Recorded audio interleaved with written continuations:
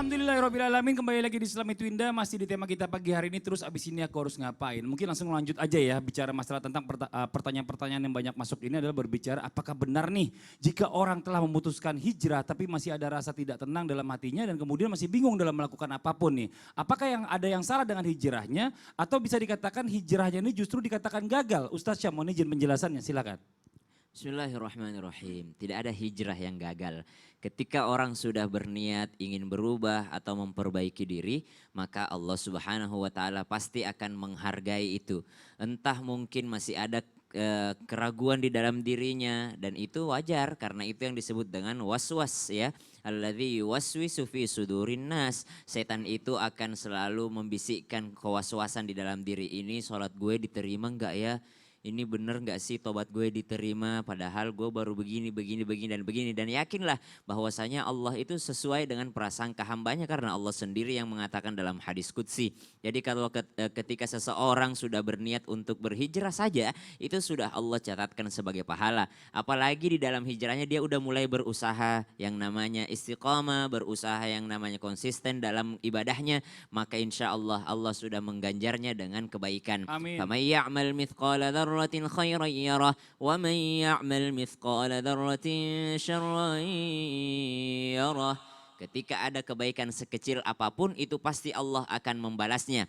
Cuma kalau kita tanyakan ketenangan hati, maka ini memang yang tersebut di dalam Al-Quran. Ketika Nabi Musa alaihissalam diminta untuk berperang ataupun yang namanya mendakwahi Fir'aun, doa Nabi Musa itu simple. Rabbishrahli sadri, ya Allah lapangkan dadaku. Artinya tenangkan aku ya Allah, karena aku nggak mungkin bisa untuk berdakwah kepada Nabi Musa, kepada Fir'aun ketika aku tidak tenang ini hatinya.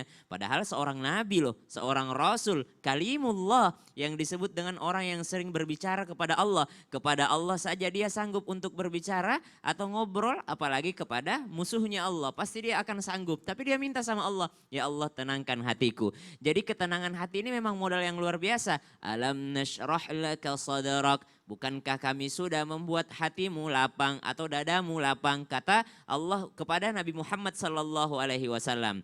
Ya, sekarang pertanyaannya adalah, ketika orang tidak tenang, apakah ada yang salah dalam hijrahnya? Insya Allah tidak ada yang salah. Karena semua orang masih belajar. Dan semua orang masih berdoa supaya diminta petunjuk kepada Allah. Di awal kami sudah katakan bahwa semua orang bahkan sekelas Nabi pun berdoa minta hidayah. Allahumma hdina fiman hadait. Maka tidak ada yang salah dalam hijrahnya insya Allah. Ketika kita sudah memutuskan untuk berubah lebih baik, maka tinggal usaha kita. Allah itu menilai usaha seseorang. Kita nih kuliah nih. Yang dinilai itu hasil akhirnya gimana, kumlot enggak, gimana IPK-nya, gimana ininya. Dia enggak pernah nanyain waktu ngerjain skripsi berapa lama, berapa malam begadang, KKN-nya gimana, enggak pernah nanyain itu. Pasti yang ditanya sama manusia, gelarnya apa? Dia minta gelarnya, bukan usahanya atau selama dia belajar. Akhirnya gitu. Nilai akhirnya akhir yang ditanya. Tapi kalau Allah beda. Allah itu wa'alaisa lil insani illa ma sa'a. Mungkin di akhirat nanti kita ditanya, ya Allah, ya ternyata yang kau terima sholatku cuma sedikit. Ternyata yang khusyuk sholatku cuma sedikit ya Allah. Tapi kau pahalaku banyak ya Allah. Karena Allah melihat usaha kita. Allah lihat nih orang tidak khusyuk-khusyuk sholatnya. Tapi meskipun tidak khusyuk, setiap azan dia sholat. Setiap masuk waktu sholat dia datang ke masjid. Kenapa? Karena dia berusaha untuk khusyuk. Usaha kita untuk khusyuk pun itu sudah dinilai sama Allah Subhanahu wa taala. Ini orang hijrah tidak tenang, masih takut rezekinya hilang, imannya kepada Allah bahwa Allah memberi rezeki, dia masih ragu, tapi dia tetap yakin sama Allah, masih tetap berdoa, masih tetap bekerja dan tidak berputus asa, dan Allah sangat menghargai itu. Masya Allah luar biasa. Tapi untuk masalah praktek di lapangan saya ada video nih buat jamaah yang ada di gitu? rumah nih ya. Ada tayangan dukungan artis keturunan Korea yaitu Ayana Moon kepada adiknya dalam mempelajari Islam. Mau penasaran kan kayak gimana beritanya? Ini dia liputannya nih. Assalamualaikum. 오늘은 제가 이제 아이딘 꾸란 읽는 거를 가르쳐 주러 왔는데요. 꾸란은 읽는 게 사실은 어려워서 이끄라라고 꾸란 읽기 전에 이제 쉽게 말해서 알파벳 같은 거 배우면서 하나씩 이제 배우는 거예요. 그래서 오늘은 제가 그거를 가르쳐 보려고요. 이게 시옷 발음이 아랍어로 해서 시옷 발음도 뭐 SH 발음도 있고 쌍시옷 발음도 있고 근데 이거는 조금 이거 원래 발음 시옷 발음 이렇게 되잖아 근데 좀 TH 발음 딱 땡큐 할 할 때 그런 TH 발음 하는데 계속 연습하면 좋아. 다시. 나? 나? 근데 나는 근데 사실은 카 발음처럼 들리지만 TH 발음이랑 발에서 사실 이 발음을 해야 돼. 근데 계속 연습하면 좋아지니까 일단은 그런 거 나가고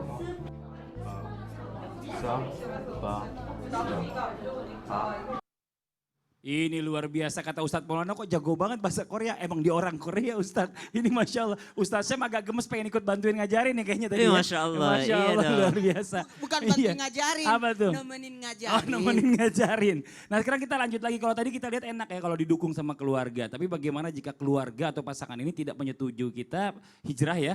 Bahkan sampai ditentang. Nah ini apa yang harus dilakukan nih. Terus aku mesti ngapain. Kalaupun teman nih gak tinggal bareng sama kita. Tapi kan kalau keluarga kan tiap hari ketemu. Bagaimana nih yang dilakukan Kokolim nih. Terutama ya Masya Allah silakan.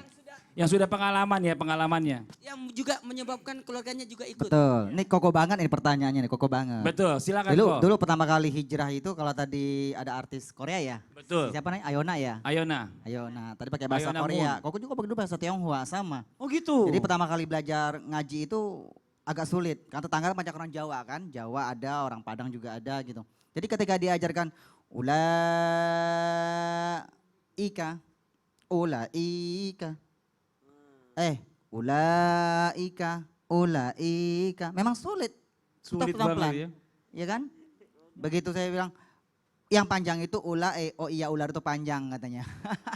Ulae itu ulanya yang panjang, jadi ulaika, bukan ulaika. Itu kan salah. Iya, Jadi iya, pelan-pelan. Nah, jadi subhanallah. Jadi kalau kita sampai hijrah, tetapi ada pihak keluarga kita yang tidak senang sama kita ditentang dan sebagainya. Betul. Maka solusinya pertama seperti baginda Rasulullah dan sahabat-sahabat Rasulullah. Apa itu? Berdakwah diam-diam. Jadi kita hijrah itu dengan cara diam-diam dulu. Bertahap diam-diam. Seperti sahabat Rasulullah ketika masuk Islam, ya supaya nggak ditentang sama keluarganya, masyarakatnya yang Quraisy non Muslim. Akhirnya apa? Ada budak yang hijrah ke agama Islam sampai mereka melaksanakan sholat 5 waktu itu, mereka melaksanakan sholat itu sampai ada naik ke gunung. Kenapa? Sembunyi dari majikannya ini budak. Karena kalau ketahuan pasti akan disiksa. Pertama dengan cara diam-diam. Kokolim sama. Dulu pertama kali hijrah ke agama Islam tahun 1994. Berarti sekarang sudah 26 tahun menjadi seorang muslim. Diam-diam dulu. Berapa bulan kemudian ketahuan sama ayahanda. Nah, ketika ketahuan ditantang, kita harus paham apa? Ketika sudah mendapatkan tantangan seperti ini, pertama, satu, usahakan kita bisa hijrah. Hijrah dari tempat. Itu dianjurkan. Kalau memang mendapat siksaan, lebih baik kita menghindar dulu nih. Kita hijrah tempat. Ya kan? Nah, ketika mendapat tantangan, pertama dahulukan Allah, dahulukan Rasulullah, dan dahulukan agamanya. Kenapa? Karena walaupun dia orang tua kita atau istri yang hijrah lalu tentang oleh suaminya, tapi ingat ketika Allah mengajarkan wa in jahadaka ala an tusyrika bi ma laisa laka bi ilm fala tuti'huma. Jangankan siapapun orang tua kita pun ketika memerintahkan kita kepada suatu hal perkara yang benar-benar melanggar perintah Allah, maka kata Allah jangan kau taati. Tapi wasahibuhuma fid dunya ma'rufa. Pergaulilah kedua orang tua dengan cara yang baik. Pertama dengan cara pelan-pelan kita berhijrah. Iya. Jadi nggak bisa memang langsung terang-terangan. Seandainya memang keluarga dari non Muslim gitu ya, tiba-tiba dia berpikiran untuk masuk Islam gitu kan, berarti ini harusnya pelan-pelan dulu, diam-diam dulu, sembunyi-sembunyi dulu. Sembunyi-sembunyi. Jadi jangan langsung belak-belakan nanti terus ngajarin tiba-tiba begini salah. Orang langsung tutup diri kalau kayak gitu. Nah, Ya. ketika sudah terang-terangan, Bang Fadli, ya jamaah yang dimuliakan Allah, lalu mendapat tantangan, maka seperti baginda Rasulullah. Satu, wa'fu amman zolamak, maafkanlah orang yang telah berbuat zalim kepada kamu. Jadi Masya ketika Allah. baginda Rasulullah dan sahabat hijrah, ketika berdakwah menyebarkan Islam di Mekah, lalu ditantang hijrahnya ke Najasi kan, sahabat dihijrahkan ke Najasi dulu itu. Ya, sampai minta perlindungan ke negara kerajaan sana kan dilindungi itu. Lalu Rasulullah ketika dakwah di Mekah ditantang hijrahnya ke Taif, walaupun tidak mendapat sambutan yang baik, lalu hijrah ke ke Madinah. Ke Madinah. Ya begitu. Ini panjang ceritanya iya, jadinya ya. Lalu Bicara masalah Rasulullah hijrah. mengajarkan wa'fu amman zalamak, maafkan yang berzolim kepada kamu. Dan kedua silman kotoak, silaturahimlah kepada Masya orang yang Allah. membutuhkan silaturahim Masya kepada Allah. kamu. Ini kita lanjutkan lagi nih Ustadz Maulana. Kalau tadi kan minal jinnati wan nas nih kan. Kalau tadi dari orang, sekarang dari jin nih. Yang suka masuk dalam mimpi. Orang udah hijrah tiba-tiba dibisik-bisikin lewat mimpinya dengan beginilah gambarannya, begitulah gambarannya. Sehingga orang jadi ragu. Nah ini bagaimana cara menghadapinya Ustadz? Ya. Baik, izin Ustaz Koko. Bismillahirrahmanirrahim. Membicarakan tentang tantangan ketika kita hijrah, itu jelas banyak tantangannya untuk memantapkan hati, untuk menguatkan diri dan menaikkan keimanan serta derajat. Makanya tantangan ini ya kita langsung, yakni tantangan dari syaitan, godaannya, gangguannya, bahkan bujukannya. Ya sekali lagi, ada gangguannya, ada bujukannya, bahkan mohon maaf, ada iming-iming darinya. Makanya kadangkala kenapa dia bisa kembali, setan dan jin ini berusaha untuk menjerumuskan supaya bisa kembali ke hijrah ke masa lalunya. Supaya bisa kembali lagi untuk menggoyangkan niat yang tulus yang ada padanya. Sekali lagi, menggoyangkan niat yang tulus yang ada padanya. Sehingga kadangkala maaf tanpa menggurui, hanya sekedar menyampaikan, keimanan itu kan naik turun. Naik karena kebaikan, turun karena dosa. Makanya sebaiknya setelah hijrah, perkuat syariat, ibadah-ibadahnya. Berada betul tadi kata Ustaz Koko, berada pada posisi lingkungan yang baik. Supaya tertarik untuk melakukan kebaikan. Lalu ada lagi bentuk godaan. Bentuk godaan ini muncul dengan iming-imingan. Apa? Oh nanti kamu kurang pendapatanmu. Nanti kalau kamu ini lepas pakai hijab kurang anunya. Jadi itu terhalang, terbatasi. Nah, ingat ya. Ad-dunya sijinul mu'minin wa jannatul kafir. Dunia ini adalah penjaranya buat orang beriman. Nah, jadi buat kita ini sesudah kita beriman, memantapkan hati, memang banyak godaannya. Tapi kan dunia ini sesaat. Kata Allah yarham, guru kita Arifin Ilham, Allah yarham, tidur di dunia ini jangan terlalu banyak tidur. Karena nanti ada banyak tidur di kuburan. Ya, jadi sebaiknya kita ini perbanyak ibadah. Lalu, nah ini yang muncul yang tadi dibahas. Gimana nih ada godaan lewat mimpi yang menipu. Sekali lagi, mimpi yang menipu. Kalau tidak bisa dia merusak akidahnya, keyakinannya, dia rusak lewat apa? Merusak syariatnya, merusak ibadahnya sampai dia melakukan kemusyrikan. Percayakan mimpi dan sebagainya yang membahayakan. Kan mimpi ada 3. Mimpi yang petunjuk dari Allah, kebaikan yang menyenangkan. Tapi yang tidak menyenangkan, yang mengganggu adalah mimpi dari setan. Ada namanya setan kan banyak. Ada 9 nama setan. Saya ambil 7 aja. Al-walah, hendak lansas, alambur, dasin, wasnan, akhwat, dan taba. Ini ada wasnan yang menggoda. Nah, ketika kita tidur, dia masuk. Makanya sebelum tidur apa? Baca doa. Berudu. Kalau perlu tidurnya pun tetap menutup aurat. Aurat yang besar ya maksud saya. Karena susah juga kalau pakai jilbab tidur. Kalau di dalam kamar kan sudah jadi. Tapi dalam hal ini ada aurat besar. Aurat besar sampai jangan tetap menjaga supaya apa? Karena kita tidak tahu. Ketika kita tidur, apakah itu tidur terakhir kita? Tidak bangun-bangun lagi. Nah, makanya ada doa tidur, bismikallahumma ahya wa bismika amut. Tapi ketika bangun tidur, alhamdulillah. Ba'dama amatana wa ilaihi nusur. Bersyukur karena dibangkitkan setelah mati. Masya Allah. Makanya perbaiki. Jadi ini bicara Kalimat terakhir masalah. ketika kita tidur, terakhir itu ada Allah. Iya, Masya Allah. Ini jangan sampai keganggu sama setan ya. Mimpi baik ini dari Allah, mimpi buruk ini kadang-kadang dari setan datangnya. Jadi Pokoknya kita harus bedain itu. kita menceritakan mimpi dengan cara yang salah. Betul. Sesuatu yang buruk jangan diceritakan. Ya, sekarang kita coba lanjut lagi nih. Masih ada pertanyaan yang masuk di medsos kita yang perlu dijawab oleh para guru-guru kita nih dari hamba Allah nih. Assalamualaikum Ustadz. Saya mau bertanya, apakah salah jika saya sudah hijrah? Jika saya sudah hijrah tapi meninggalkan ibu dan bapak saya karena memilih untuk jauh dari mereka ya. Karena maaf nih ibu dan ayah saya ini selalu menyuruh saya bermaksiat, bahkan saya sempat dijual oleh bapak saya sendiri Ustaz, astagfirullahaladzim. Dan ibu saya malah selalu menyiksa saya dan saya sampai tidak dibolehkan sholat. Saya sayang sekali sama ibu bapak saya tapi saya sudah nggak tahan lagi, katanya tidak boleh mengikuti kalau disuruh maksiat ya. Ini sekarang apa hijrah saya sia-sia Ustadz? Nah ini sekarang kita coba dari yang muda dulu nih Ustadz Syam nih jawabannya nih. Ibunya, orang tuanya sama bapaknya mengajarkan anaknya untuk maksiat terus, anaknya maunya hijrah.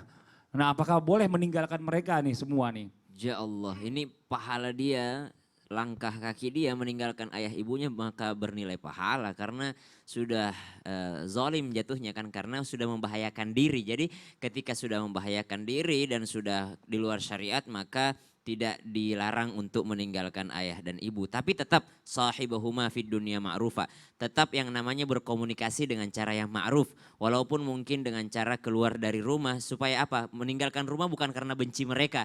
Meninggalkan rumah karena yang namanya kalau masih di rumah masih akan tetap maksiat. Karena dukungan maksiat di dalam rumah sangat besar. Bukan hanya dukungan tapi paksaan untuk melakukan maksiat sangat besar di dalam rumah. Maka kalau ditanya boleh nggak dia meninggalkan rumah? Kalau saya pribadi boleh karena sudah melanggar syariat ya, tapi ingat ya sahibuhuma fid dunya ma'rufa, tetap saja untuk yang namanya berbuat baik kepada mereka. Dan ingat setiap langkah kaki yang kau lakukan untuk menghindari maksiat itu bernilai pahala di sisi Allah Subhanahu wa taala. Sabar, Masya Allah, ini pahalanya luar biasa. Masya Allah ya. Ini dari anak muda dari Ustadz Kokolim, silakan dijawab Itu Ustadz. pengalaman pribadi Kokolim sendiri ya, ketika hijrah ke agama Islam itu kan ditantang bukan keluarga saja, bahkan orang tua ya kan, adik kakak, bahkan dari pihak om, tante semuanya sudah jelas. Nah, caranya bagaimana?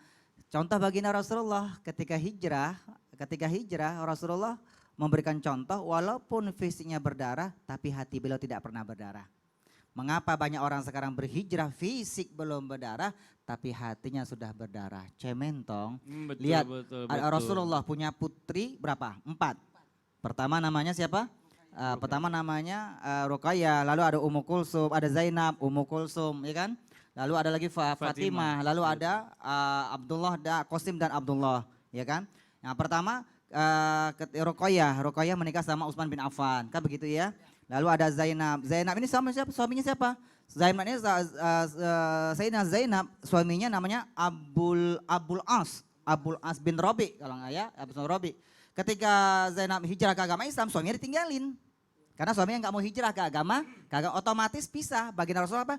Kalau dia nggak mau masuk Islam, wahai Abul As, ceraikan putriku, kata baginda Rasulullah. Ini Makanya Ya. ketika sudah hijrah, berbeda agama sudah nggak boleh. Betul. Ya, kita hijrah agama Islam nih, mamanya nih punya suami atau pasangan yang berbeda agama, kita otomatis akan tinggalkan mereka. Iya, ini Masya Allah luar biasa. Terima kasih banyak buat yang bertanya tadi dari hamba Allah. Sekarang kita lanjutkan lagi bicara masalah istiqomah, ini memang berat banget. Bahkan dalam sebuah riwayat ada yang bilang ketika ayat tentang istiqomah ini turun, sampai Rasulullah itu keluar ubannya. Nah sekarang bagaimana caranya kita bisa istiqomah dan menghilangkan kebingungan setelah kita memutuskan hijrah dalam kehidupan. Dan benarkah cobaan untuk hijrah di zaman milenial ini lebih sulit dibandingkan dengan ujian hijrah di zaman Rasulullah terdahulu nih, Masya Allah. Mohon izin penjelasannya Ustadz Syam, silakan. Ba'da naqul a'udzu billahi minasyaitonir rajim.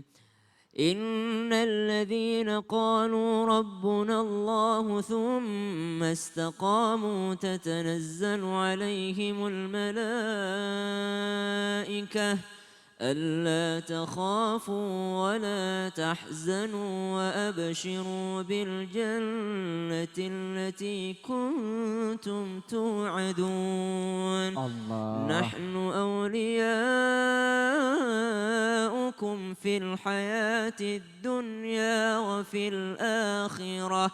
Masya Allah, di dalam ayat ini Allah katakan, dan orang-orang yang beriman kepada Allah kemudian istiqamah itu, maka Allah akan berikan yang namanya jangan ragu, jangan kau khawatir, jangan sedih, karena kami ini akan memberikan kabar gembira yaitu berupa surga. Jadi orang-orang yang berhijrah, orang yang istiqamah apalagi, dan Allah katakan begini, nahnu awliya'ukum fil hayatid dunya. Kami ini pelindung kalian ketika di dunia. Ya, di dunia bukan akhirat dulu. Wa fil akhirat, dan di akhirat kami auliyaukum, kami pelindung kalian. Jadi apa yang membuat kita tidak tenang ketika kita sudah istiqomah? Cuma banyak sekali ujian-ujiannya. Kalau dikatakan lebih berat ujian zaman sekarang atau zaman Rasulullah SAW, tentu saja beda. Ya, kalau zaman Rasulullah mungkin harus yang namanya ditindih batu seperti Bilal, harus yang namanya ada yang dipaksa murtad karena mau dibunuh, ada yang bahkan dibunuh anaknya di depan matanya kalau dia tidak murtad. Ya, para sahabat dahulu itu sampai-sampai pura-pura dia murtad dan datang kepada Rasulullah, ya Rasulullah saya sudah murtad ya Rasulullah. Kenapa? Memang tadi saya diancam dibunuh, anak saya dibunuh apa segala macam. Jadi saya terpaksa mengatakan ya udah kalau gitu kan. Ya, dan ini dimaafkan oleh Rasulullah SAW.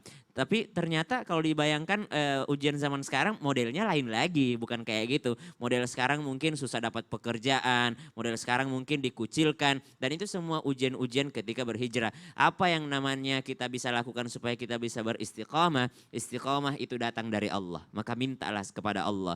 Yang kedua, istiqamah itu ahabul a'mali ilallahi adwamaha wa in qalla. Amal yang paling dicintai Allah itu amalan yang istiqamah meskipun dia sedikit. Jadi sedikit demi sedikit, pelan-pelan, mungkin belum bisa nutup khimarnya sampai ke dalam dadanya atau menutupi dadanya, pelan-pelan aja, nggak apa-apa dulu untuk pelajaran awal. Bukannya kami menghalalkan hijab sampai leher, tidak. Kami tidak menghalalkan, tapi kami mengatakan pelan-pelan, ada step by step misalnya kan. Kemudian sholatnya mungkin ada yang datang kepada Nabi, ya Rasulullah saya cuma mau sholat 2 kali dalam sehari. Kata Nabi, ya udah. Kata sahabat, masa cuma 2 kali ya Rasulullah? Kata Rasulullah, kalau dia sudah menikmati yang 2, dia akan jadi 5 nantinya. Jadi istiqomah itu datang dari Allah. Yang kedua adalah pelan-pelan, yang ketiga adalah sabar. Semua ada sabarnya ya. Sebelum sabar, sabar ketika kalau kata guru kami, dan sabar sesudahnya. Iya, ini bicara masalah tentang segala sesuatunya hijrah ini memang nggak bisa instan langsung ya. Betul. Segala sesuatunya adalah intinya dengan proses. Nah buat jamaah yang ada di rumah ini ya, jangan kemana-mana, setelah ini kita akan ada segmen lagi ensiklopedia Islam yang akan dibawakan oleh guru kita Ustaz Syam.